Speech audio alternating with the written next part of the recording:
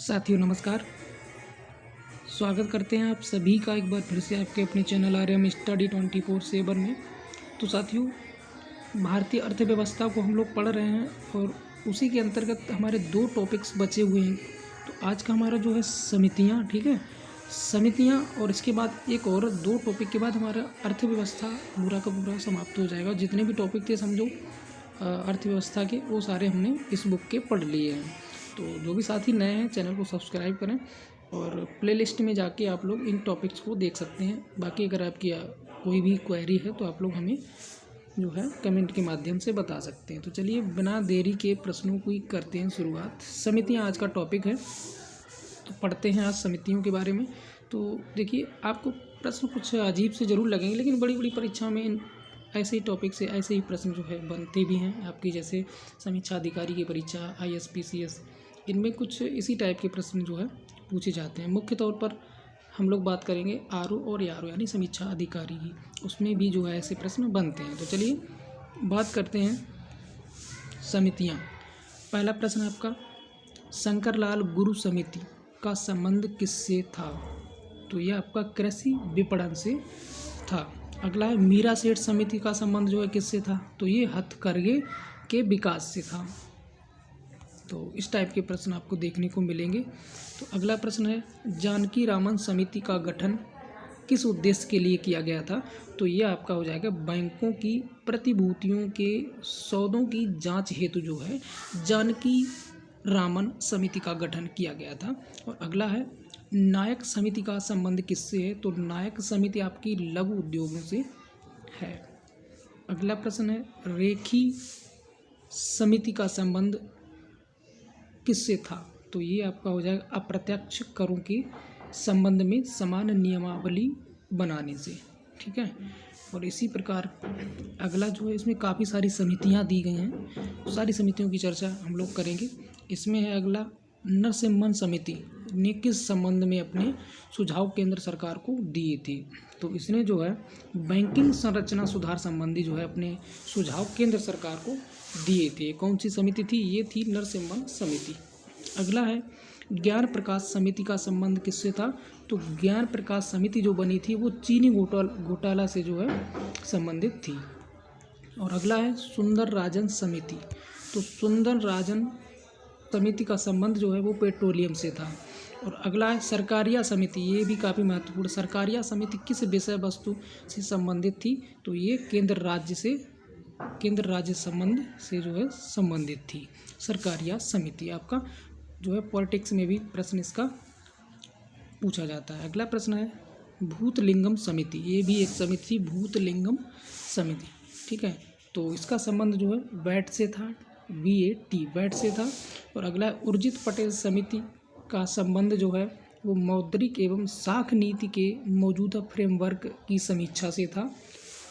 और अगला है, चेलैया समिति। तो चेलैया समिति किस क्षेत्र में जांच हेतु गठित की गई थी? तो ये प्रत्यक्ष कर से संबंधित जो है थी।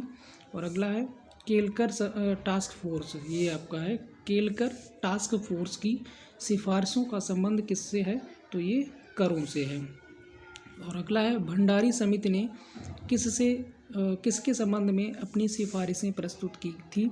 तो ये आपकी क्षेत्रीय ग्रामीण बैंक की पुनर्संरचना के संबंध में जो है भंडारी समिति बनाई गई थी।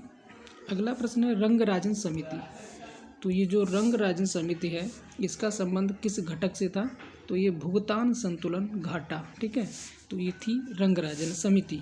और अगला है, RN मल्होत्रा समिति ने किस क्षेत्र में संबंधित सुधारों के लिए रिपोर्ट प्रस्तुत की थी? तो ये आपका बीमा क्षेत्र से।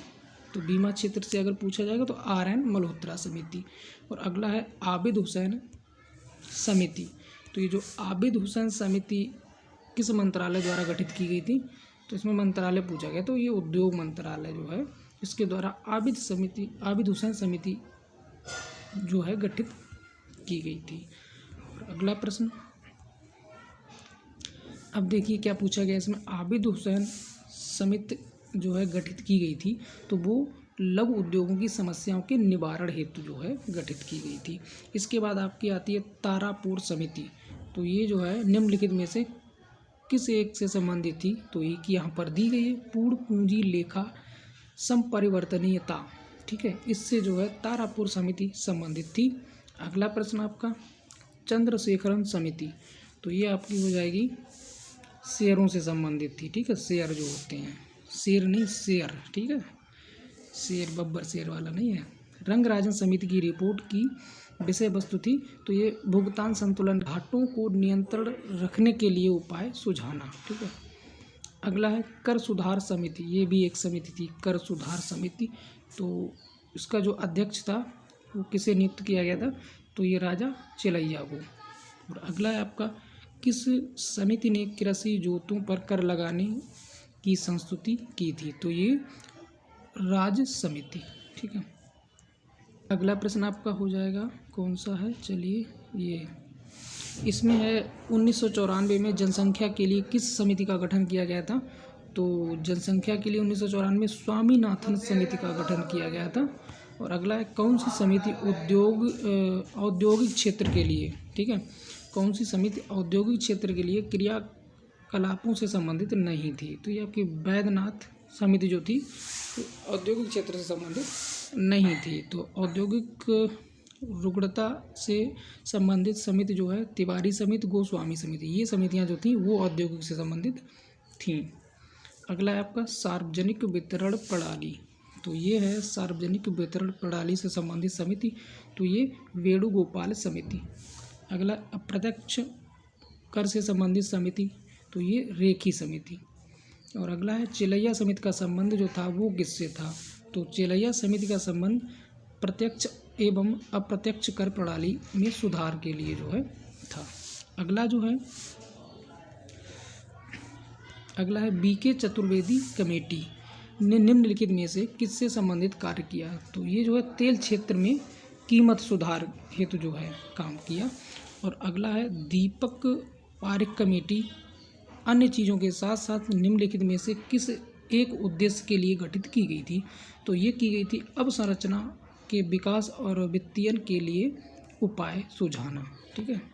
अगला है अंतिम प्रश्न इस वीडियो का, तो इसका है नरसिम्हन समिति का संबंध, तो ये था बैंक क्षेत्र के सुधार से संबंधित, ठीक है, ये था नरसिम्हन समिति। तो इसमें काफ़ी महत्वपूर्ण समितियों की चर्चा जो है थी, तो आप लोग इनको अच्छे से तैयार कर लें।